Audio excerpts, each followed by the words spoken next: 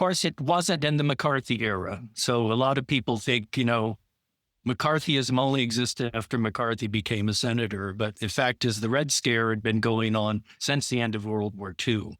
But it's certainly been going on before that, too. But it took on its modern forms after that. Welcome to the ASN podcast, bringing you a broad range of nephrology topics, including expert interviews, discussions on cutting-edge advances in research and care, and insights about the federal government. You're listening to Convergence, a historical assessment of kidney diseases, nephrology, and health policy in the United States. ASN's newest podcast series explores how the evolution of kidney care, research, and education influences the field of nephrology today. This podcast is copyrighted by the American Society of Nephrology, all rights reserved. All content in this podcast is for informational purposes only and is not intended to be medical advice. This podcast should not be used in any medical emergency or for the diagnosis or treatment of any medical condition. If you have any questions about any medical condition or before taking any drug, changing your diet, or commencing or discontinuing any course of treatment, please consult your doctor or another qualified healthcare professional. Views expressed on this podcast are those of the speakers and not necessarily those of the American Society of Nephrology. Welcome to the American Society of Nephrology podcast series, Convergence, a historical assessment of kidney diseases, nephrology, and health policy in the United States. My name is Andrew Cohen, and I am Professor Emeritus of Medicine at the Warren Alpert Medical School of Brown University. I again want to thank ASN and my co-creator, Todd Ibrahim, ASN Executive Vice President, for their support and wisdom. I am delighted to be joined today by three colleagues to discuss today's topic, Heroes and Villains, Nephrology during the McCarthy era. We find ourselves today in a moment during which long-held principles of academic and speech freedom are being severely tested. 75 years ago, however, physicians and scientists in the nascent fields of kidney disease and physiology, the term nephrology did not exist until the 1960s, faced similar assaults during a period of red baiting and repression, usually associated with Wisconsin Senator Joseph McCarthy. In this podcast, we will be discussing several of these proto-nephrologists, Thomas Addis, Richard Lipman, and John P. Peters, who were politically active and faced serious consequences for their activism. With me are three colleagues. Dr. Leon Fine is Professor of Biomedical Sciences at Cedars-Sinai Medical Center in Los Angeles, where he recently developed a program in Arts and Humanities and the History of Medicine program. He's a graduate of the University of Cape Town and had his residency at Tel Aviv University and a nephrology fellowship at Albert Einstein, then under the leadership of Neil Bricker. He has made important contributions to the understanding of adaptations of ion transport in the diseased nephron, renal hypertrophy, and the cell biology of fibrogenesis and scarring of the kidney. Recently, Dr. Fine wrote the Jason Perspective, The Imposed Obscurity of Richard W. Lipman, MD, revered renal researcher and physician. Dr. Kevin Lemley is Professor of Pediatrics and Pediatric Nephrologist at the University of Southern California and Children's Hospital of Los Angeles. Dr. Lemley, both an undergraduate and a medical student at Stanford, where he also received his PhD. Trained as both a mathematician and a nephrologist, Dr. Lemley has published widely on the origins of glomerular disease and the use of artificial intelligence in medicine. But we are interested in a biographical memoir he wrote, along with a double Nobel laureate, Linus Pauling, on the life of Thomas Addis, an expert in kidney disease whose work was based largely at Stanford. And later, we will be joined by Dr. Merlin Chowkwanyun, who will talk about John Peters and address some of the larger issues posed by McCarthyism for American medicine. Dr. Lemley, let's start with you. Tell us about Thomas Addis and how you came to know about him. As you said, I was a medical student at Stanford, and I was actually in the adult nephrology division. I started out on that side, and I kept running into professors that had been students of Addis. And at that point, nothing had been written about him. So I started in the early 80s, actually, interviewing the still living former Addis students and actual colleagues, including David Reitan, that Dr. Fine may know about, Leland Rather, the historian and pathologist. And I had 3 PhD advisors, actually, one in chemical engineering, one in medicine, and one in physiology. And the physiology one was kind of a lefty. And I thought he had come to Stanford probably when Addis was still around. So I asked him if he knew Addis. And he said, no, he didn't really know Addis, but I should ask Pauling, who I'd met through this person, because he had been a patient of Addis's. So I contacted Pauling, thinking I could add him to my interview list. He was overwhelmed. He said, can you come to the Institute right away? Because this is 82 or something, he had been asked in 49 by the National Academy to write a biographical memoir. He hadn't quite gotten around to it yet. So 1949, I believe, was the year that Thomas Addis passed away. Right. I see. He may have been asked in 50, but basically the theme then was when a member of the National Academy died, someone competent to comment on their importance would write a biographical memoir. So Pauling was at some point there. Addis was, I don't know if he was the first, but he was one of the first physician members of the National Academy, being elected in the mid-40s. And so Pauling dropped upon me a big box of reprints of Addis's papers, and I said, to write a biography. Stephen Peitzman, overlapping, but slightly later, wrote an also politically tinged biography of Addis, and I think published in Kidney International back when they did history That's right. stuff. He wrote Thomas Addis, Mixing Patients, Rats, and Politics. That was the title of his. Which is a perfect title for Addis. So tell us about Addis. What was he like? What were his contributions to understanding kidney disease and so forth? He made a number of contributions. He actually started working in hematology on blood coagulation. Also did blood typing. I believe he did one of the first, if not the first, blood transfusion in Scotland. So he was a Scot from a very distinguished family, ended up graduating from Edinburgh, and then did a fellowship in Berlin and Heidelberg, which was an interesting cross point because I did my fellowship in Heidelberg and then came back, started up in Edinburgh again, got his MD there, his research degree, which actually I have read through in the Edinburgh Library. A colleague, Frank Bolton, who's a hematologist that also studied Addis, arranged for that to be brought out. And I looked through and told me I had to stop. I had a train to catch because it was just so fascinating to see Addis's hand-typed and scribbled in doctoral thesis. But then Dr. Wilbur at Stanford, who was the dean at the School of Medicine, when it was up in San Francisco, so it did not go down to Palo Alto, where the main university was, until 59, I believe, recruited Addis to come and run the clinical lab for the Department of Medicine and to work on diabetes of all things. Again, this is 1912 or so. So we did not have any real treatment, but Addis was someone who had expertise in dietary treatment of disease. And so he started working on that and only later switched to having an interest in kidney disease and kidney physiology. So what were his contributions to kidney disease and kidney physiology? I know that he worked on this very important understanding of the concept of clearance, which ultimately became the main way we measure kidney function. He also had a dietary treatment for kidney disease and contributed mightily to the literature of kidney disease at the time. We're now talking about the 1930s and 1940s.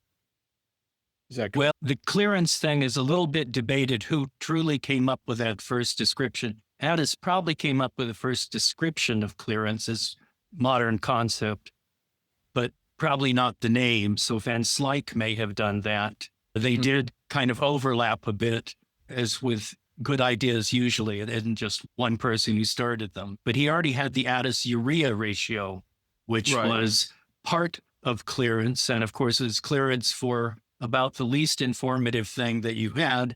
It just happened to be something you could measure. And so he was a very practical man. And so even though he was terribly scientific and very precise, how practical techniques were was equally important to him, because if it wasn't practical, it wouldn't be applied to patient care. So that was one thing. And that was very early. He also studied Bright's disease. So he and Jean Oliver wrote an important treatise, a pathological treatise on Bright's disease back at the last legs of that terminology. Well, what about his politics? This is the reason we're ultimately talking about him, because he has been associated with what some people would call left-wing politics or progressivism at the time. Tell us a little bit about that and how this may have affected his career. Of course, it wasn't in the McCarthy era. So a lot of people think, McCarthyism only existed after McCarthy became a senator. But the fact is, the Red Scare had been going on since the end of World War II. But it's certainly been going on before that, too. But it took on its modern forms after that. He had been blasted by local California Red Scare hawks. He was very progressive. He was, in a sense, a very naive socialist. Actually, you could call him a naive Stalinist, because he confounded the way literally he ran his lab with democratic centralism of the Soviet Union. And his, I don't want to say more sophisticated, but his intelligent colleagues just said this was an act of faith. We cannot understand how he thinks there's anything similar between his lab, which was run very democratically. In other words, all the people in the lab were considered equal members of what he called the group. Including the lab assistants who actually were authors on articles with him. And so, so he had a very democratic view of a lab, which was probably, I don't know, it was unprecedented then, but it probably was not the norm at that point. The lab also would have patients in it because this is where he saw patients. And so the patients would be around seeing experiments done. They would have the things that could be measured in the lab, because there was not a clinical lab to send things to. That basically the lab was Addis's lab for the Department of Medicine, and not many things were measured there. And interestingly, how they measured sodium was chloride, because chloride you could do in a titrometric sort of way, whereas there wasn't a flame photometer yet. Addis also belonged to a number of organizations that were considered left-wing at the time. The Physicians Forum, for example, which advocated for national health insurance. And as a matter of fact, I have in front of me, this was from 1948, something called the Alert Against Communism in California. It was the Red Scare. And it specifically cites Dr. Thomas Addis is a Stanford University professor. His name leads a large list of those individuals. He's typical of scores of names. He's been a speaker, sponsor, donor, chairman, supporter, and signer, and member of numerous communist fronts and causes. He is consistently associated in such activity with many other individuals who are known communists. And then it goes on to list all of his activities. And subsequent to that publication, a member of the Stanford Board of Trustees, Andrew Kopp Jr., wrote to Herbert Hoover, who is also associated with Stanford. Dr. Thomas Addis, according to this partial record, has been a stalwart of the National Free Federation for Constitutional Liberties and consistently has pursued its communist purposes of attacking agencies that investigate communist activity. I urge that the Board of Trustees cause the record of Dr. Thomas Addis to be thoroughly investigated, and if found to be substantially correct, as set forth in the enclosed magazine, that he be removed and replaced on the faculty by a professor of unquestioned ability, integrity, and loyalty to America and American institutions. Shockingly familiar. Shockingly familiar. Addis was not very sophisticated, and he had no interest in hiding his politics. And so he was very involved in the Republican cause in the Spanish Civil War, raised money, got Oppenheimer to donate money, funneled it in the end through the Communist Party because that was, he thought, the most efficient way to get to the Spanish Republican side. His other thing he fought with people was national health, as you mentioned. And he actually quit or was thrown out of the AMA. I guess he may have been in and out it several times, but it tended to be over. Okay, you've got to pay $25 for our anti-national health service campaign. And he strangely decided to leave the AMA rather than pay it. Well, we'll get back to the AMA in a later part of this podcast, but what impact, if any, did this have on Addis's career? That's something that some parts of it are very clear. It had very little impact up to the end. So there was not that much federal funding. So I know from my history work in pediatric nephrology, a huge amount of the early funded research in pediatric nephrology was from foundations. And he also had Rockefeller funding from individuals. Remember, he had a centrifuge, a refrigerator, and a couple of pieces of equipment in his lab, plus some rats and people that needed to eat to keep going. So he had intrinsically a low budget operation, and it was always, he didn't seem to have any problems getting funding. In the end, one of the things for which there is a question is when he reached 65 or 66, he lost his lab, and he had been assured that as long as he was productive, despite the usual practice of at 65, when you emeritize, you lose your lab, he had been promised by Stanford leadership he would keep his. We have a number of opinions. They're quite split. The interesting thing is Pauling told me, and Lee Rather told me, both of them quite sophisticated thinkers and very left themselves in some way or another, that they did not believe that Addis losing his lab to John Lucher, who eventually took it over, had anything to do with politics. So the people that you would think would be calling this out did not overwhelmingly see evidence of it. But he did have a number of conflicts with members of the Stanford faculty or administration about his politics. That's for sure, at least in his reporting his own letters. He got in trouble early on when before he was American citizen in the early teens, when Britain had entered the war, he raised money for the British military. Right. And he was actually investigated for violations of the Neutrality Act. And as I understand it, Herbert Hoover, who was then, I don't know if he was Secretary of the Navy, he wasn't president. Right. I've only seen part of the correspondence, so you have to infer what was going on, that Addis just kind of was unsophisticated enough not to realize he couldn't be raising money for a foreign power, and almost lost his ability to have an American citizenship and ongoing employ at Stanford until Hoover intervened for him. So he also, Fred Fender, who was a neurologist at Stanford, who was quite conservative, was extremely fond of Addis and held him in very high regard. So I think that may have protected him to some degree, that he wasn't the adorable person from the left. People on the right and with credentials from the right actually had great respect for him. I mean, one of the arguments, perhaps, that Addis didn't close his lab voluntarily, in the sense that he sort of, I've been there, done it, had enough, and I'm retiring. Because when the lab was closed, he moved down to Los Angeles to work with Harry Goldblatt.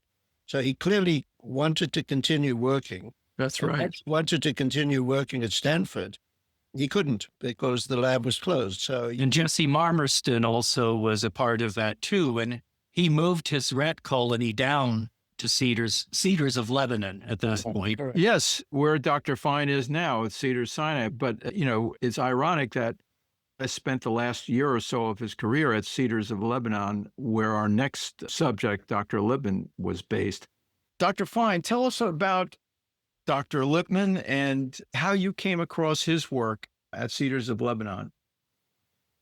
In the late 90s, I got a message, an email from Stuart Cameron. Stuart and I had worked on the Commission for the History of Medicine for the International Society. I chaired that for a number of years, and we'd had frequent communications. He said, Leon, I'm planning to write a book on urinalysis, and there's a book called Urine and the Urine Sediment by Lippman coming from your medical center. Could you find it for me, please? So I said, sure. I went to the library, no book like that. I went to the library of UCLA, and indeed, there was a book called The Urine and Urinalysis. I opened it and paged through it. Beautiful pictures in color of the urine sediment and a very comprehensive thing. And I, as a nephrologist, had never heard of it. And I don't know whether my generation of nephrologists actually knew that much about it. But Stuart, who knew everything, had heard about it and was looking for it. So I got the book, and I looked at the foreword of the book, and it said the following. It was the author's good fortune to be associated with Dr. Thomas Addis, first as a medical school postgraduate fellow at the Clinic for Renal Disease at the Stanford University School of Medicine, later as a friend. Many of the interpretive comments concur with Dr. Addis's opinions and observations. It was impossible, however, to resolve some differences of opinion since the writing was performed ultimately after Dr. Addis's untimely death. Dr. Addis believed deeply in the need for unifying theory and practice. He was constantly seeking for ways that would make the information derived from precise observation accessible to the clinician and accessible to the patient. So that was the foreword to the first edition. I found a second edition, and the second edition, in the acknowledgments, he says the following. The entire manuscript of the first edition was read and criticized in detail by Professor Harry Goldblatt and Professor Linus Pauling. The first section was criticized by Professor Jean Oliver. The author is supported from grants from the Guggenheim Foundation and others, grants from the National Heart Institute and National Institute of Health. Since the first edition, further supplementary support has been received from the Los Angeles chapter National Fibrosis Foundation. And I said, who is this person? How come I've never heard of all this story? So I sort of scouted around at Cedars, and the oldest person I could get hold of was Chuck Kleeman, Charles Kleeman, whose name you will know from that era. And I said, Chuck, do you remember anything about Lippman? He said, only vaguely. I know that he was a very liberal sort of person, but I can't tell you that much about it. So I went back to our library and I said, surely you can find something about Lippman. And they did. And then they came across an obituary for Lippman written by Linus Pauling. And I'll read you segments of that because they're fascinating. And Pauling says, this was published in 1916. Today we are here to talk about our friend, Dr. Richard Lippman. There was no one just like him in the world. No one else with his great combination of respect, love, and concern for human beings, his inflexible moral integrity, his dedication to his patient, his extraordinary ability in science as well as in medicine, and his love for research, which is the effort to discover the truth. By the way, this is a double Nobel laureate writing about a doctor, and this is the detail in which he's prepared to go. It is hard to accept the idea that he's no longer with us, and there is no way for justifying it, except as an example of how far the world is from perfection. I am sure he would feel that our duty now is to continue to strive towards that ideal of perfection that he so clearly had in mind. He goes on to describe Lippman's substantial contributions, and then there's one line in that obituary that I caught. He said, and then suddenly, this great work was brought to a stop. No explanations.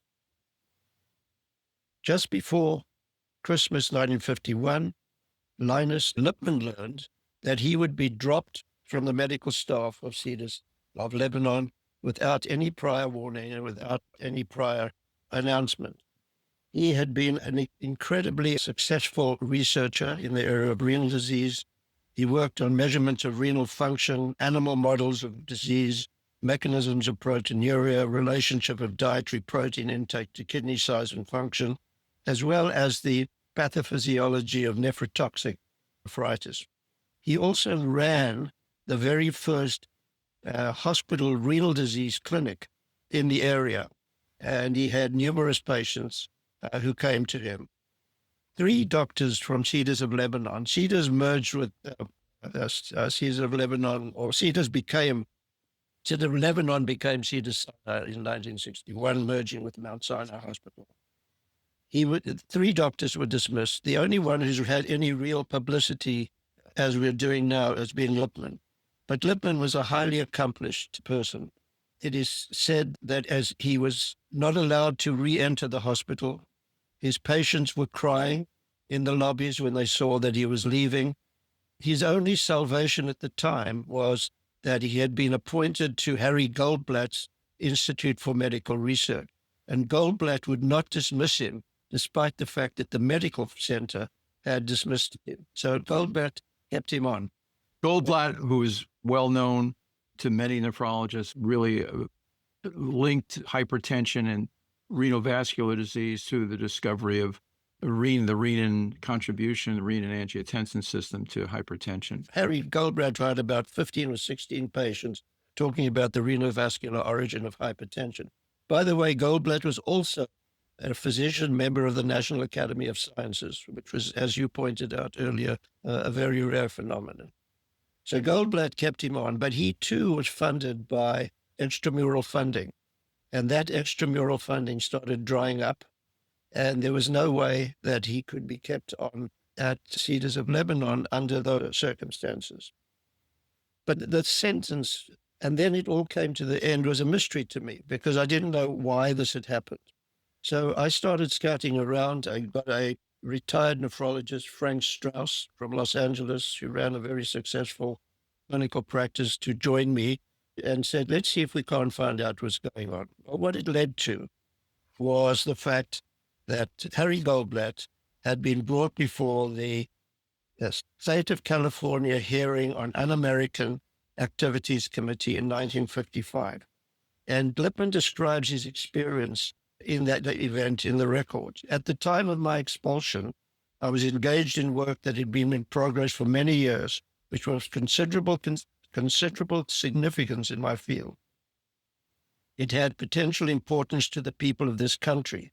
The disease is nephritis, which, when it is related to nephrosis, accounts for about 17,000 deaths a year. We did a good deal of work concerning the cause of this disease and its treatment. We felt that we were on the verge of much more important discoveries. The expulsion happened so rapidly that I was unable to take care of my clinic patients. I was founder of the first clinic of this sort in Southern California and in the Southwest. In a short time, it had received the reputation as a center for people with kidney disease and high blood pressure. And so Goldblatt had retained him on, and eventually Goldblatt also had to let him go. And now Richard Lipman was without a job. He scouted around. He landed up with a possible opportunity at Montefiore in New York, but Montefiore required that he sign an oath of allegiance. Loyalty oath. Loyalty oath. And Lipman, being Lipman, refused. Mm-hmm. So no longer had the job, or he couldn't take up the job at Montefiore, was back in LA, and started having further contact with an important person called Linus Pauling, who we've talked about. Now, Linus Pauling developed acute Merlin nephritis when he was under the care of Addis.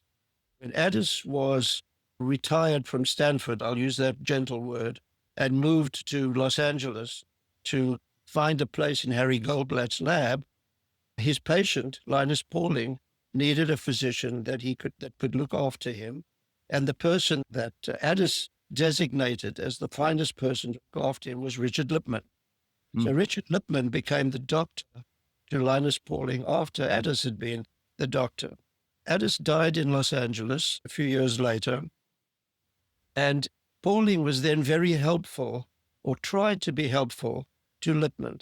And again, I'm in amazement at the length to which Pauling was prepared to go and the time spent to write letters on behalf of Lippmann. He probably did the same for Addis. He wrote to the directors of the Cedars of Lebanon Hospital and got no response.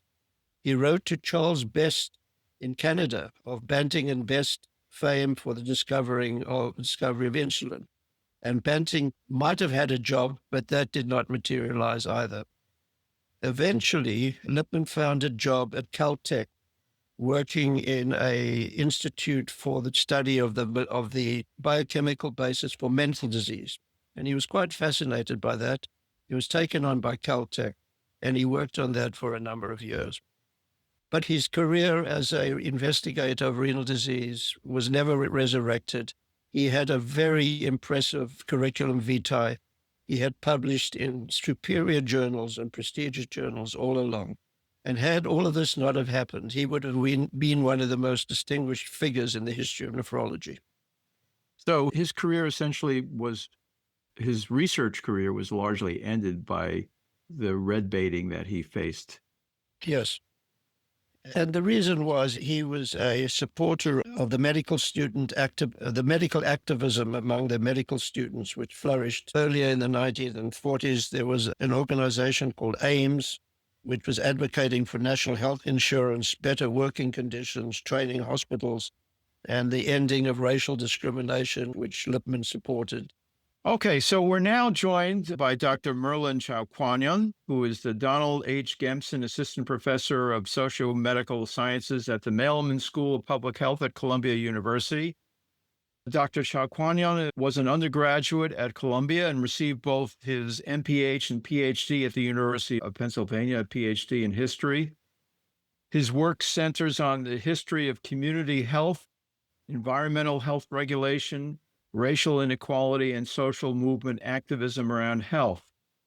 In 2018, he wrote a piece, "The Neurosis That Has Possessed Us, Political Repression in the Cold War Medical Profession," which appeared in the Journal of the History of Medicine and Allied Sciences. Dr. Chowkwanyun, can you tell us a little bit about John Peters? And that's another name that's familiar to nephrologists. We have a John Peters Award at the annual meeting of the American Society of Nephrology. Tell us a little bit about him and what happened to him during this same period of the late 1940s, early 50s. John Peters was a very distinguished medical academic who also came from an academic family. His father, I think, was also named John Peters. If you had to sum up his work with two or three phrases, it would probably be he was an expert in what we would now call metabolic disease and all the different components of that. The reason he's relevant to our discussion today is that he was one of two cases involving physicians and political activity that ended up in the U.S. Supreme Court. Cases are, as Supreme Court cases often are, very technical with lots of twists and turns, but they came down to basically a couple of very important fundamental issues that are not particularly complicated. One was if you were accused of having some kind of association with someone deemed subversive, or if you yourself were deemed a subversive or a communist in that era, did you have a right to kind of challenge that evidence, to see who was making the accusation, what we would, I think, call due process. And the second reason, second thing is just what the heck even subversive and loyalty and terms of that nature meant. So how did he end up in the Supreme Court? He was, like many scholars both of the time and in the present, asked to do peer reviews and consultations for the U.S. Public Health Service. I think USPH still does consultations and peer reviews, although less so these days than back then. But he was informed one day that those would cease because something called the Federal Loyalty Program had found that there was a reasonable doubt or reasonable ground that he was subversive. And so that kind of began a long chain of events, led eventually to him actually just suing the government over these charges. And at the time, he was a professor at Yale. There's a chair still named for him at Yale. He is well known for his work on sodium metabolism, among other things. And yet, because he had these political leanings, he was accused of being a so-called subversive. And whatever federal funding he had, which amounted to, I think, he had a $50 a year contract with the U.S. Public Health Service, was brought to an end because That's of right. that. And also some of his duties as a peer reviewer and that sort of thing. But Well, I think it's important to know that Peters was an intellectual giant. I mean, he was the hero of such people as Donald Selden, of Robert Berliner. He was the literal inventor. You used the word metabolic medicine, but Peters was a real leader. And not only was he a leader in print, but he was a leader in person. Just listening to people at that time talking about him, he was someone that they virtually hero worshipped. and so what was the political activity that brought him to the attention of these authorities? What exactly was he doing? Yeah, so I think I'll answer that question somewhat roundabout way, but I think a necessarily roundabout way. So this federal loyalty program was one component of what we've been talking about, McCarthyism, that is. And ironically, it was brought into being by none other than Harry Truman through an executive order. I say ironically because Truman himself was a victim of McCarthyism for his entire second full term because he supported national health insurance. But this was a program where if you are a federal employee or a federal contractor like Peters, you could have an investigation opened about your political activities. And if they crossed a certain barometer or line for subversive or lack of loyalty, that relationship with the federal government could end, including employment or holding a contract or receiving federal funds and so forth. So the direct question, what did he do? He was a very active member of something called the Committee of Physicians, whose chief activity was advocating for national health insurance at a time when it actually did seem like a serious proposal that was seriously debated in Congress and that might actually come to fruition. The people in the Committee of Physicians, if you look at the people who signed petitions, who went to Committee of Physicians events and meetings, was a mix of people on what I would call a left liberal spectrum. And some of the people in the Committee of Physicians were either Communist Party sympathizers or members of the party. Peters, in my view, and in all the research I've done on Peters, was not. I think today, if we had to classify him with kind of our contemporary terminology, maybe somewhere between liberal and progressive, but he was not a party member. But I mention this because one of the more insidious features of McCarthyism of that time was guilt by association, daisy chaining you to some other group that was actually a communist group, or daisy chaining you by 2 or 3 jumps sometimes, or to somebody who was actually a Communist Party member. And so because the Committee of Physicians sometimes had people in it who were actually sympathetic to the Communist Party, because some of its materials were sometimes invoked by people, around the Communist Party, he kind of got caught up in that dragnet. But it's really, if you have to answer the question kind of directly, it's his support for national health insurance and his involvement in the Committee of Physicians. This is happening in the context in the late 1940s and the early 1950s of a movement for national health insurance. It actually started in California under then Governor Warren, who later became Chief Justice Warren of the Supreme Court. But Governor Warren had a proposal for state health insurance, which later was adapted by the Truman administration for national health insurance. And then came a campaign largely launched from the right to bring this whole thing to a halt.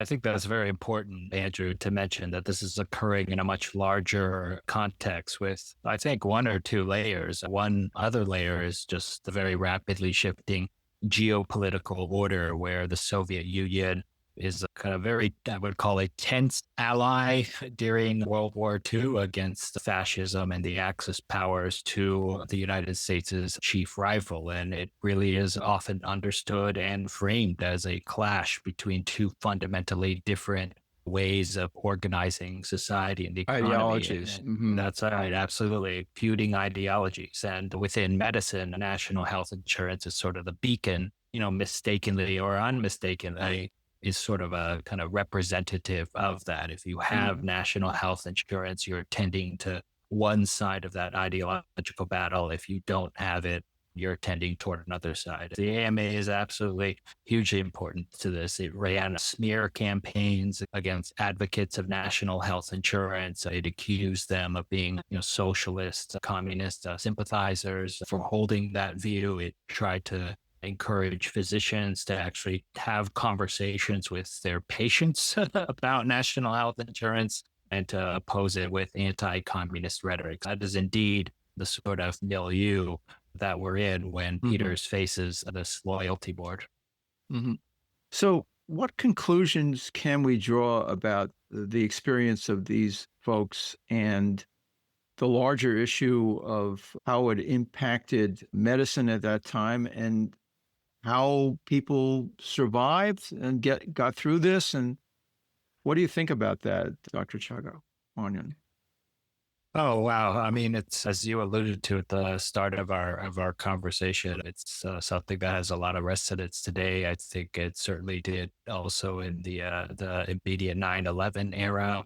I want to be careful about not drawing parallels that are too clean, but I'm very alarmed these days to see scientists and graduate students simply because of what they say, whether or not we agree with what they say, not appear to enjoy due process and the ability to look over the evidence of what they've purportedly done, to challenge it before some kind of administrative body of some kind. So I think that's one I think we could take from this is that we've seen this before. In some ways, what are the second consequences of it besides the fact that it's happened before and we shouldn't be amnesiac about it? The second thing is it's happened before, but it also had the consequence of short circuiting some really promising careers. And I worry about that also. And the third thing I worry about is not just overt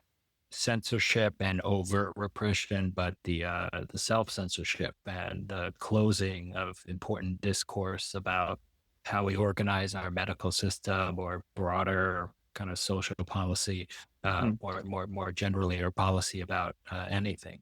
I want to thank you all again for your participation. I'd also like to thank Catherine, our fearless producer, and we'll see you next time on Convergence. Thank you again. Thank you for listening to this podcast by the American Society of Nephrology. I'm Todd Ibrahim, Executive Vice President of ASN.